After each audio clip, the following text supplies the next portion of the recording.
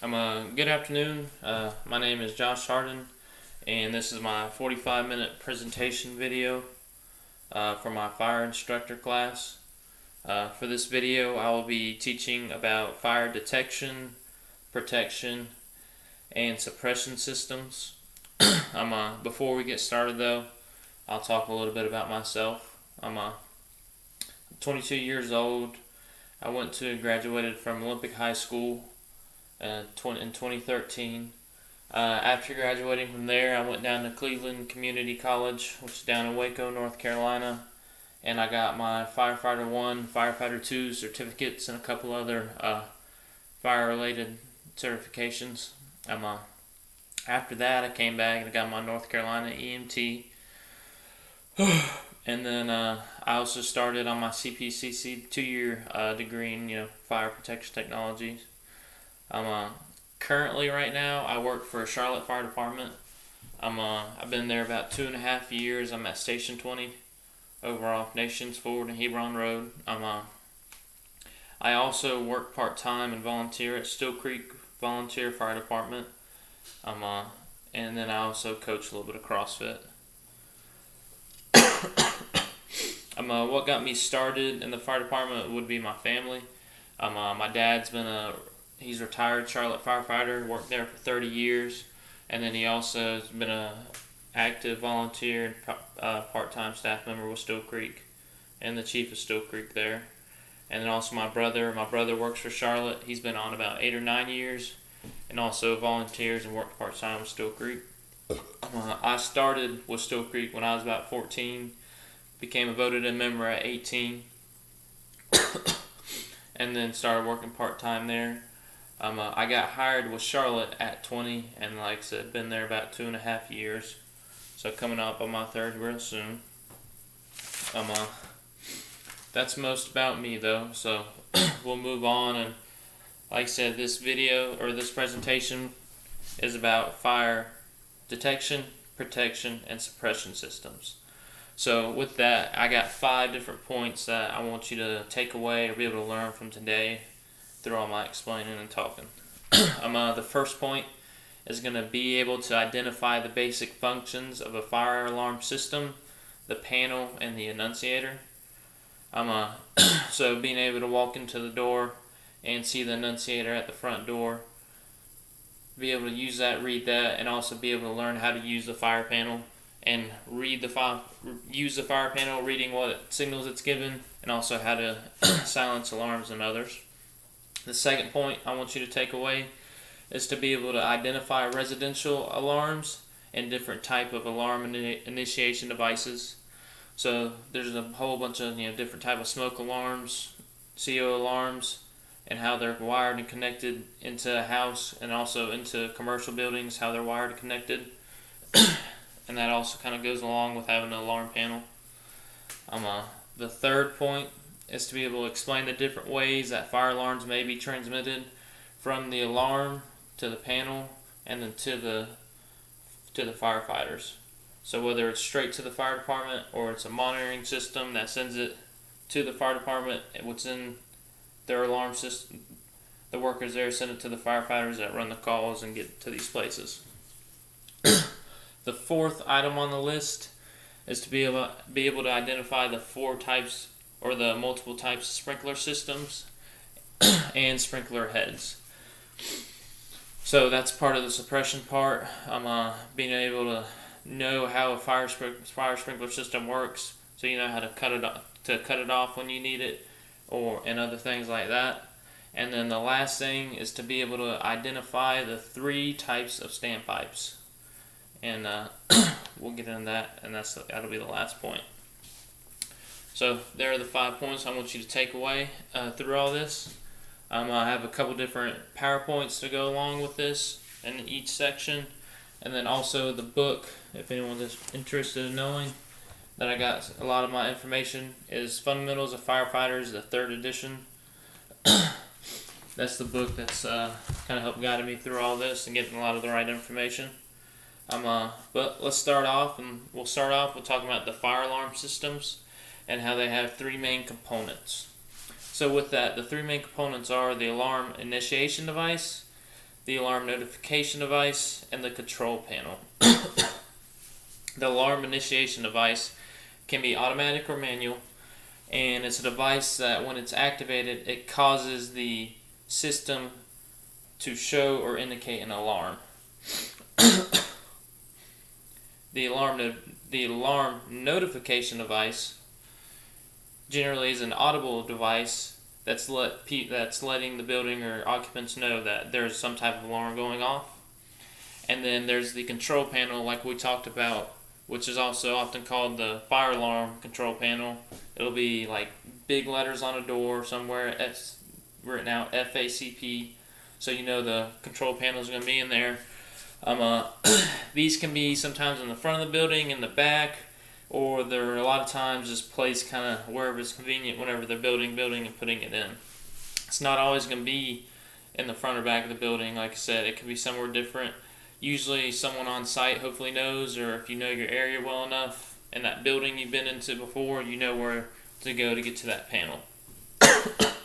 But the control panel is what links the initiation device with the notification device and then does other functions such as being able to silence the alarm, resetting it, and then saying when a detector is off or there's a fault in the system. The control panel, think of it as like the brain of the system. It manages and monitors all operations of that system. Moving on. With the control panel, a lot of times in commercial buildings or schools and things like that, there's going to be a fire annunciator or a remote annunciator. And what that is when you walk in the front door, it's usually in the front right there on the left or right. It's a little panel that sits there on the wall, and it tells you the alarm that's gone off, and will sometimes tell you what part of the building. That's just so when firefighters pull up and they get off the truck, when they first walk in the door, they can look at that panel and see what detector it is, and if it says, where it's at, or sometimes there's a map right there beside it. Like if this was the annunciator panel or the remote annunciator, there'd be a map with it saying if this is detector 23 or detector whatever, they can look at the map and know where to go. And that's where you can get to there quicker without having to go to the alarm panel first or the fire alarm control panel first. You can just look at that when you walk in and keep moving. You can only look at alarms there. You can't silence it, or you have to have a special key, I believe, on some of them to be able to silence and control the alarm from there. But usually that's just for the initial, and someone still has to go to the control panel though to silence the alarm or cut it off. Let's see. A key note on those is in a high-rise building, a lot of times if it's like a 10 plus stories, sometimes when the alarm goes off, the alarm only goes off on the floor it goes off, and one above and one below. So thinking about if you go to a high-rise building, the alarm's on the 5th floor, only the 4th, 5th, and 6th floor may be evacuated, and the others will be in normal operation and may not even know that the alarm's going off. I'm moving on now. We're going to go into talking about residential alarms and alarm initiation devices. I'm talking about residential. The most common type of residential alarm is going to be a single station smoke alarm. And what this is, it's just got a smoke detection device in it. And let's see, I don't have one around here. It has a smoke detection device in it, and also has an audible alarm in it. So when it detects smoke, however it does it, an alarm will go off, letting you know that there's smoke or something around. These are a lot of times just placed in houses and different places, and usually placed up on the ceiling. Can be placed up kind of on the sidewall, like right where my hand is, but usually not placed in the kitchen to prevent from a false alarm. They'll be placed, in hallways and a lot of open areas. These also, depending on the system, these can be just put in and it's just a standalone by itself, or sometimes these are wired in, and there's the multiple in the house are all connected to a system. So residential houses can have like a small little fire panel to go with the burglar alarm and other things, and then can control the system from there. Or a lot of times it's just you buy one at the store at Lowe's or Home Depot and you put them up, and that's what you use. Now with those, for the smoke alarms or smoke detectors, if they can be wired in, and then they usually have a battery with them though to be battery backup, so if the power goes out, the detector still works. Or a lot of the ones that aren't in with the system, you just hang up and they have a battery with them. Now to talk a little more about the detector, there's two types of detectors. There's a ionization and a photoelectronic. For the ionization detector, it's triggered by invisible products of combustion in the detector, and that's what sets it off. For the photoelectric though, the detectors are triggered when visible products like smoke actually goes in the detector and it blocks this beam of light, and that's what sets the detector off, notifying the alarm. And then also we'll talk about a little later is having a CO alarm in your house or coincide with your detector is also recommended. But moving on, we're going to talk about alarm initiation devices. So these devices can be automatic or manual.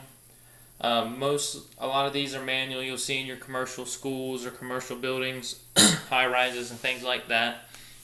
And what these are like a pull station. So it's a switch that when it activates, it notifies the alarm and sets the alarm off. A lot of times we get false alarms because kids or something like that are just pulling them just to pull them, and we come out there and we have to reset it. But that's just a single action pull station. That just means it's on the wall. All you have to do is pull it once and that activates it. A lot of times there are double action pull stations, and this requires a person to perform 2 steps before the alarm goes off. And usually what that is they'll put a plastic cover over these alarms that when you lift up, it'll make a little noise there, or like a tamper alarm, to where most people will lift it and then get scared and go away because they were just trying to pull it as a joke or something. But you'll have to lift that and then you pull the alarm, and that'd be 2 steps rather than just pulling the alarm as a single step.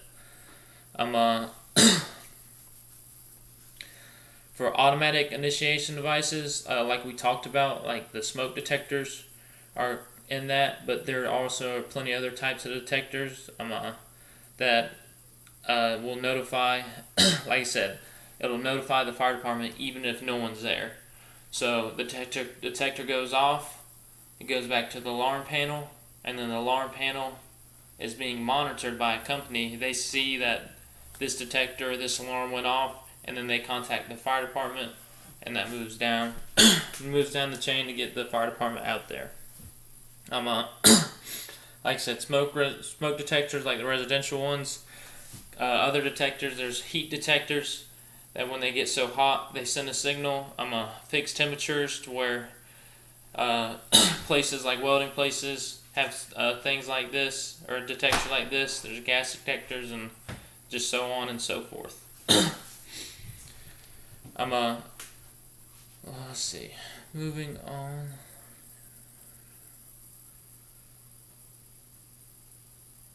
Oh, also to go along with what we're going to talk about later with the sprinkler systems, alarms can also be activated by the fire suppression system.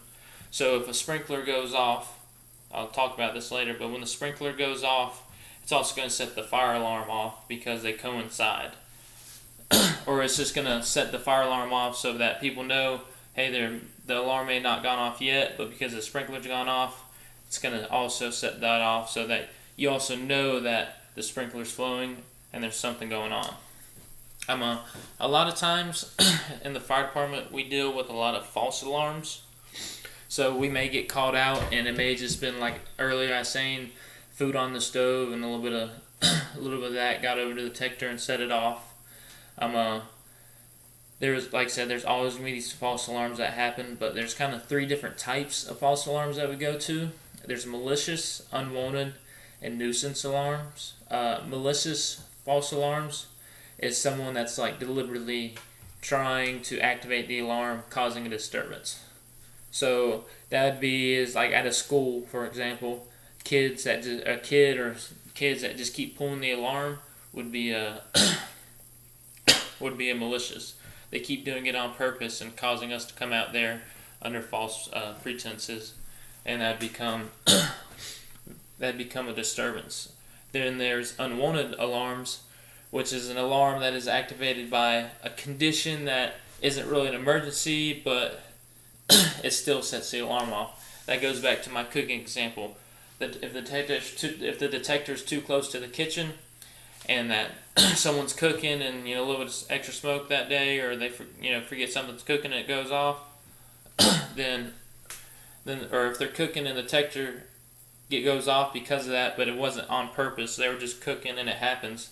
That's an example of unwanted alarms. And then there's nuisance alarms, which is an alarm that is activated or it's caused by an improper function of the alarm system or one of its components. So that could just be from anything from bad wiring, setting alarm off. A lot of times if an alarm is going off from bad wiring, or water could be leaking somewhere, causing that detector to short and showing an alarm and showing off. There's just plenty of things, but it's not. It's a little different from the unwanted, and definitely different from the malicious type alarms. But there's plenty of ways to help prevent unwanted alarms. That's why I wanted to talk about and go over that. Even though it wasn't part of one of the main points, it's something good to know. But going on with the ways to prevent these alarms, there's different ways the fire department, not only the fire department, but the alarm systems that put these detection systems in can help with that. There's cross zone systems, and what that is a single smoke detector won't set off the alarm. So if the smoke detector in a commercial building senses something, it's not going to immediately set the system off. What it does is two detectors or two different smoke detectors have to go off. So if a smoke detector over here gets a signal, it's not going to set the alarm off yet. But if the one next to it, however many feet away it is, if that one goes off also, then the alarm will go off. So that means if that detector goes off, it's not just going to start the system without kind of double checking itself. The other way is a verification system, which there'll be a delay of 30 to 60 seconds with the alarm. That's like a pre-alarm, and then the detector will check itself again.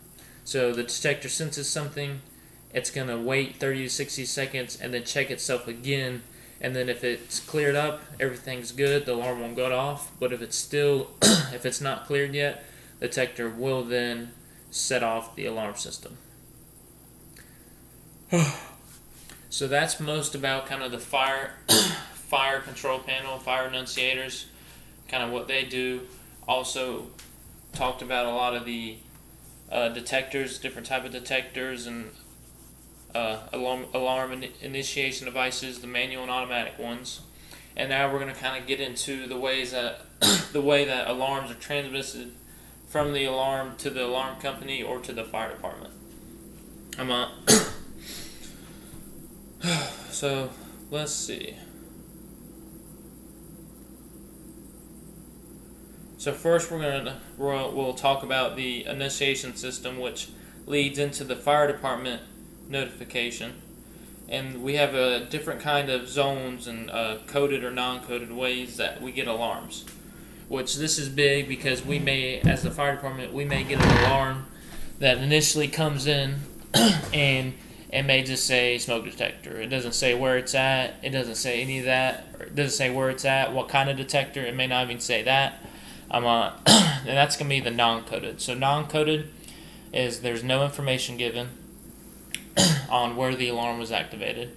And like I said, sometimes no information on what detector. Moving on from that, the second type is going to be zoned non-coded. This one says which zone of the building is activated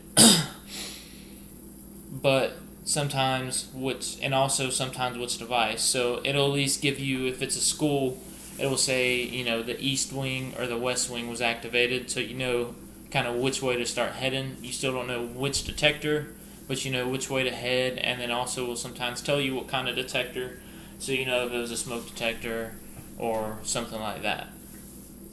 The next one is a zone coded.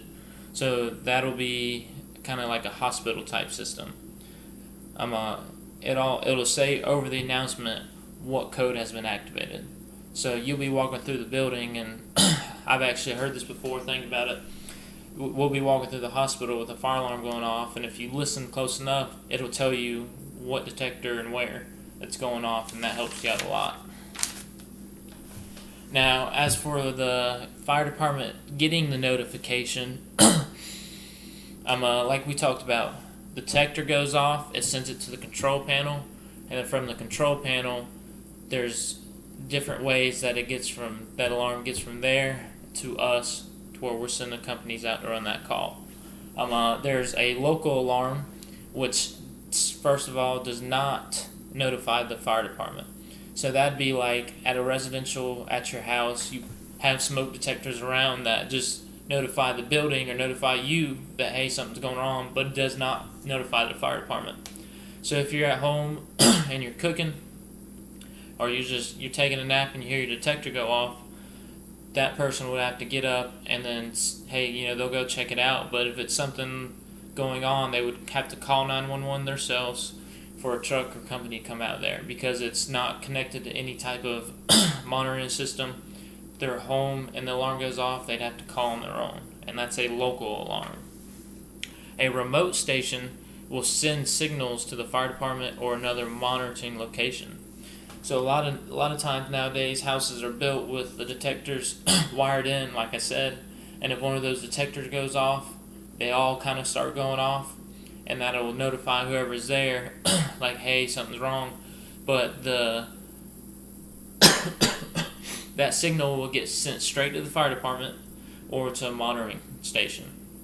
So the detectors go off, but say the person's not home, that alarm's still going to go from the house and then sent to 911, or usually it's going to be sent to a monitoring company that's going to call 911 and say what they have, what kind of alarm, and the address of the house and everything like that. The next one is the auxiliary. This alarm system is tied into a master alarm box that sends directly to the fire department, which these aren't really often used anymore, but probably years ago, a school would have this somewhere on the property, to where if something's going on or off, someone would go pull that, and that would send the notification to the fire department.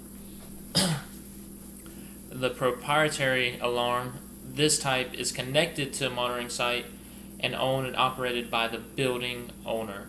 So this is usually like a hospital. A hospital has people on site that monitor any alarms they get, from burglary to the fire alarms.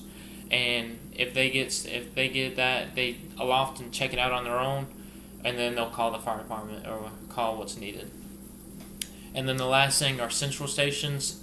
This is the third-party off-site monitoring.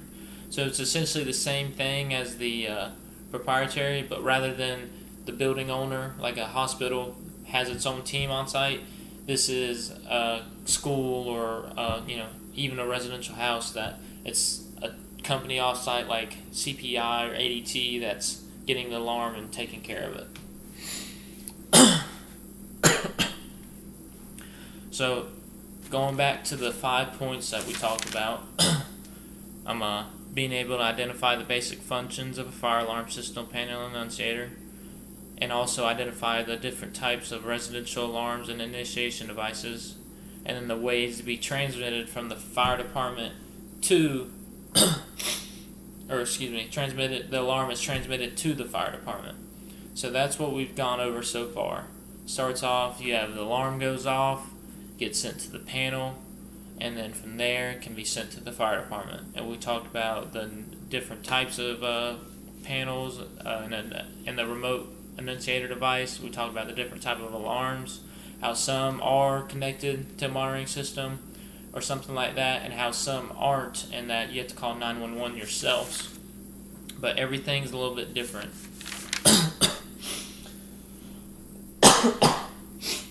But now what we're going to move into is moving into the fire suppression side. So we talked about the detection. We talked about the detection. That's kind of the fire. Excuse me. We talked about the fire detection side. Now we're kind of getting into the fire suppression types, the fire suppression systems. And so to start off with that, most fire suppression systems are going to be your automatic sprinkler systems. Alongside of that, which is a little different, is going to be your standpipes, which is more like fire department use, and we'll get into that. And then there's also specialized extinguishing systems, which are essentially like a sprinkler system. It's just they may have a different type of, rather than water being put on the fire, it'll be a different type of agent to prevent from maybe like a computer storage or something being damaged. But that'll be the last little mention. So to talk about the fire sprinklers, even though what most people think of the fire sprinkler is for, it's to put out the fire, it is not. The fire sprinkler, when those go off, it's supposed to help keep the fire in check for when the fire department gets there. A lot of times the sprinkler does go off and it puts out the fire, and by the time you get there, that the fire's already out, the sprinkler head's just still going off. But they're not always as effective alone, so sometimes the sprinkler's keeping the fire in check, but when the fire department gets there, they have to help put it out. Or it may take more than one sprinkler to kind of put this small little fire out. With that, the automatic sprinkler systems, a bunch of the main components is there's the sprinkler heads, there's the piping, there's the control valves, and the water supply.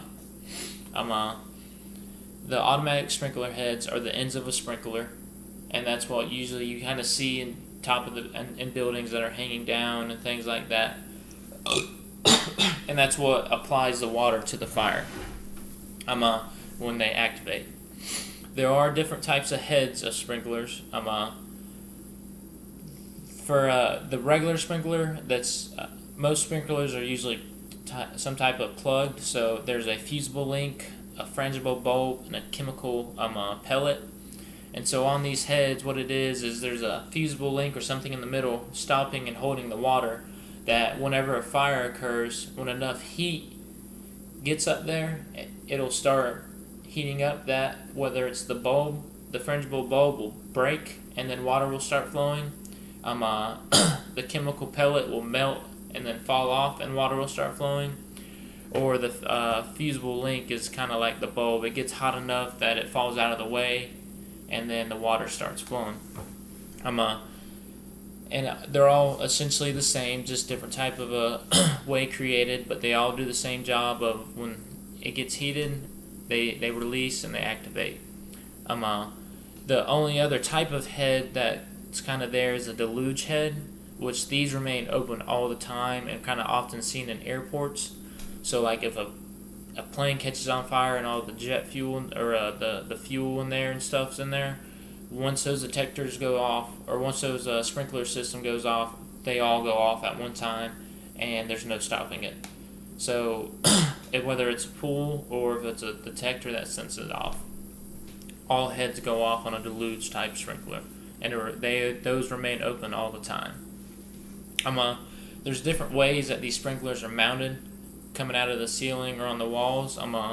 There's the pendant sprinkler head, which that's just, imagine if like you're wearing a necklace, it's hanging down, so it's coming off the piping, the sprinkler head's hanging down from the piping below it, and that's how water would get released from it. There's the upright, which rather than it hanging down, the sprinkler head comes off top of the piping of going above it, and then has the head of it to where water will shoot up and then disperse out. And then the last type is the sidewall, which rather than being on the ceiling, it would just be on the wall somewhere and kind of shoot out for more of just a different angle, the way the water comes out. Along like we talked about, there's the heads, there's the pipings, and the control valves. From the heads, the piping goes out to those control valves usually. And the different types of control valves is there's a O, S, and Y stem or yoke, and then there's a PIV post indicating valve. For the stem and yoke, when you see these, there's no type of lettering or anything that's saying like open or shut or anything like that. There's a stem that comes out of the it's like a little wheel that you turn, and the stem is, if the stem is all the way out, that means the system is open. But if you turn it and that stem goes in, that means it's closed. So that's how you know the difference between whether it's open or closed on that. There's, like I said, no lettering, but you just gotta know. You gotta know that if it's out, it's open. If the stem is in, it's closed. As for the PIV though, this will say open or shut, and then have a little turn handle for you to be able to turn it on or off. With this though, a lot of times these get old and abused, or old and just sitting there, and the lettering you may not be able to see that well. Well, the two different words they use are open and shut for a reason. Rather than saying on and off, which both have the letter O in it, you may just see the O and then you're not sure if this is on or off when it comes time, if you have to cut it off or cut it on for some reason. So the first word, if it's open, it'll say open, and then that's OPEN, and then if it's shut, it'll say shut, SHUT, to where even if you only see one of the letters, you should be able to remember, think of this as a keynote and remember, hey, I see a T, I know that means it's shut.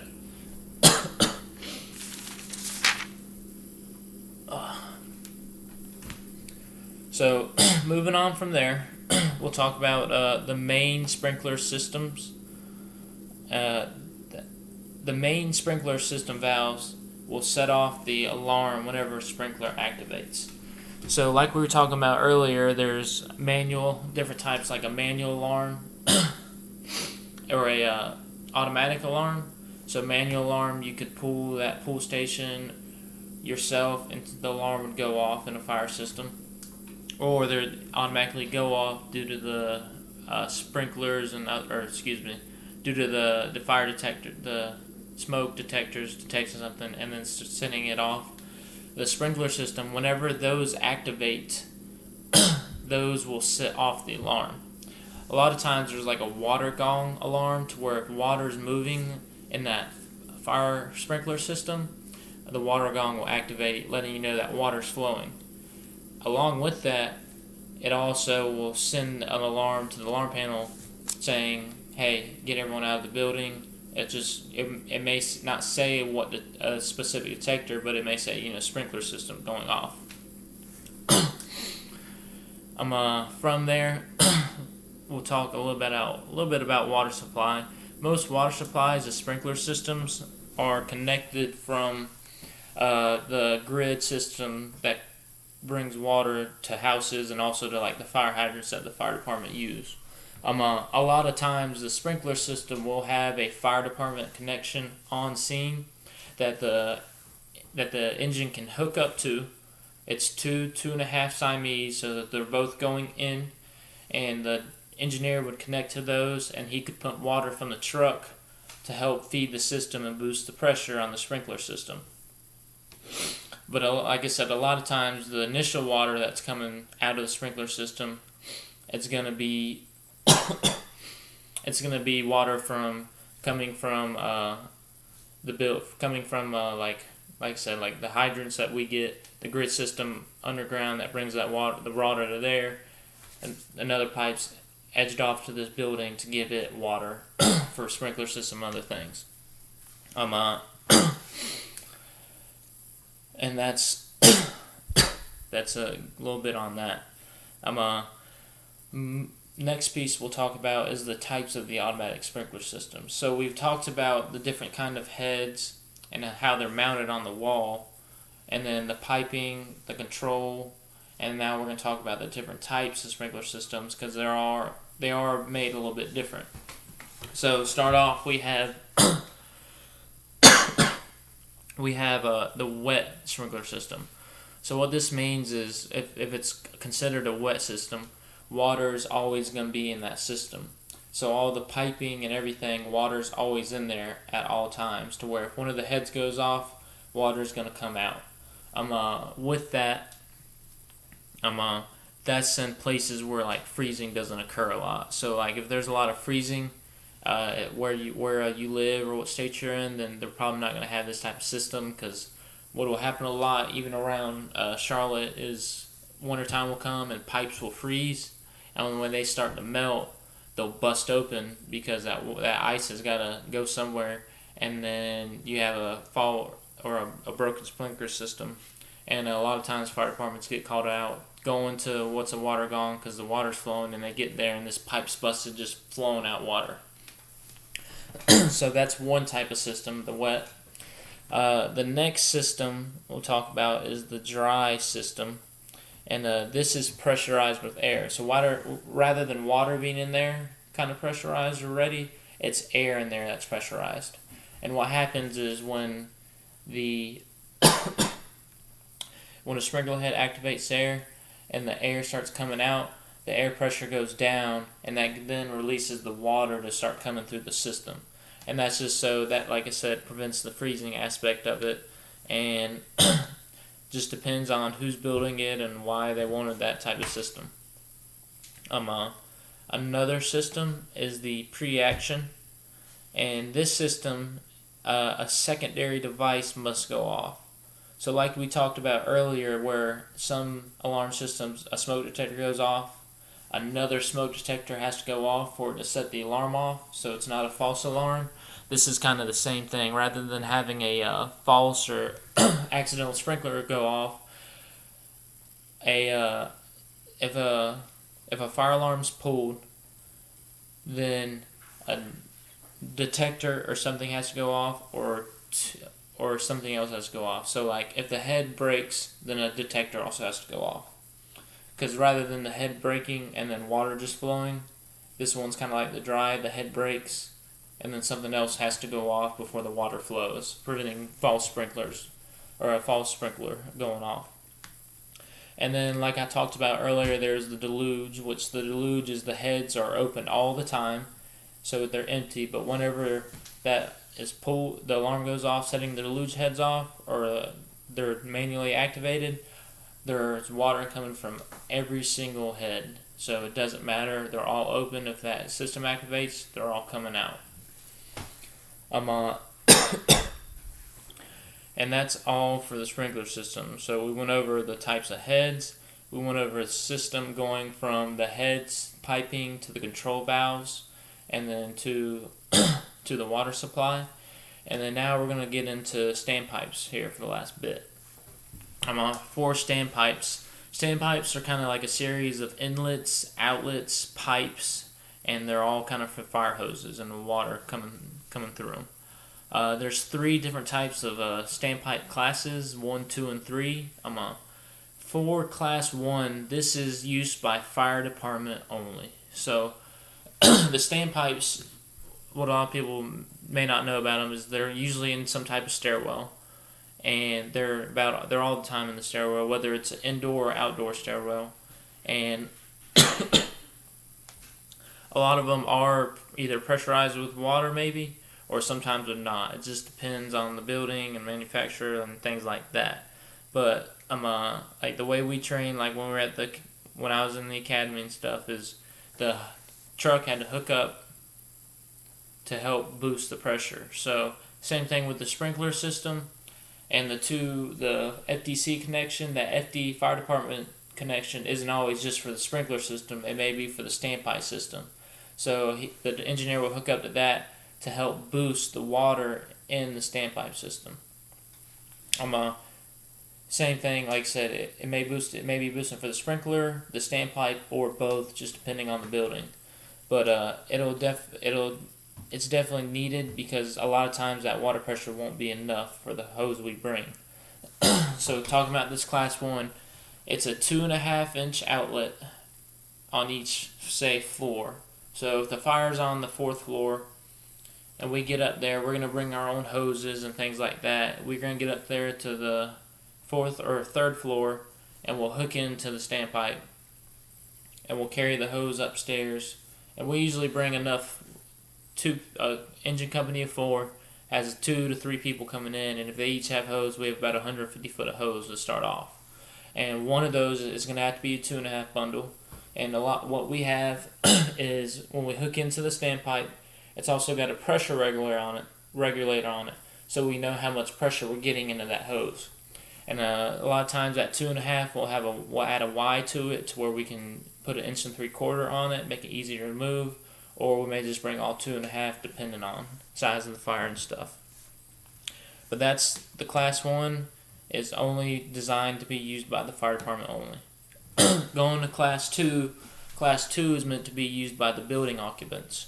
And this is so if it's a small fire, this may motivate them to, grab this quick hose line to put a small fire out to prevent it from growing and being something much worse. It's not always recommended that people do this, but if it's a little trash can on fire and someone can grab this hose and put it out, that's great. The Class 2, it's equipped with an 1.5 connection, and then there's a hose line itself, usually like just a small 1 inch or 1.5 line that's connected with it. That's about 50 to 100 foot that people can pull off themselves and use to put out whatever small fire. As a firefighter, and what I've learned is that we will not use these these Class 2 standpipes. The reason for that is because, one, that's not our fire hose, so we may not trust it to use it, and two, who knows if that standpipe's working or not. So if we go up there and we're relying on that and we don't bring our own hose to hook up to the standpipe or something like that, then we're not doing our jobs right, because we gotta be able to bring the water and bring what we need to emergency situations. So I've been learned and taught not to use the Class 2 because it's for building occupants, and we just want to stay away from that. Along with that, what the Class 2 has on it is a reducer. So we could possibly pop that reducer off and then put our 2.5 on, but that just depends on if it's how it's created, because sometimes those aren't meant to be taken off and would be a pain to get those off. I'm moving into the Class 3 though. The Class 3 is the Class 1 and 2 standpipe combined.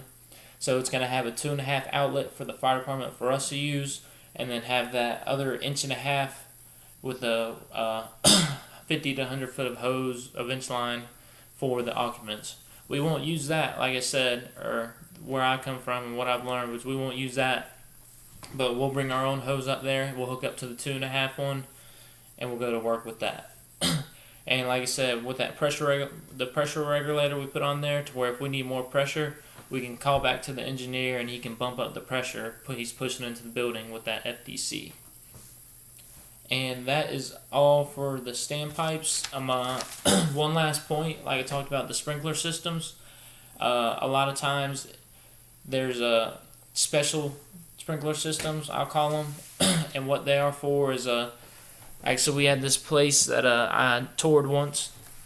It was a Disney place, a Disney server's place, and it had a special like halogen type system, because if it was a regular sprinkler system, the water would ruin all the electronics in there. So if something goes off in this building or a fire happens, it's this halogenated or CO2 system that it's gonna go off and cover everything in that room, but it's gonna help prevent damaging that equipment. So that's just that last little note I mentioned I was gonna talk about at the end of this for those special sprinkler systems or type systems. Other than that, like going back to the 5 points we talked about, we talked about being able to identify the basic functions of a fire alarm system, panel, annunciator. We know the annunciator is when you first walk in. Firefighters use that if they need it, and then someone still has to go to the fire panel, which is the brain of the system. We talked about being able to identify residential alarms and different initiation devices, from the smoke detector to CO detectors, to manual alarms or the automatic alarms I just mentioned before that. you should be able to now explain the different ways that the fire alarms may be transmitted. So we talked about, the coded and non-coded on how they come in, but then we also talked about the ways that it may be in a local alarm that doesn't go out to the fire department, or it may be a proprietary alarm where there's a monitoring company on site that sends a code to the fire department. The fourth point we talked about, you should be able to identify the different types of sprinkler heads, and then also the different type of sprinkler systems. And then also you should be able to identify the 3 types of standpipes we just talked about. This is my 45-minute presentation. Thank you if you watch this, and that is all I have.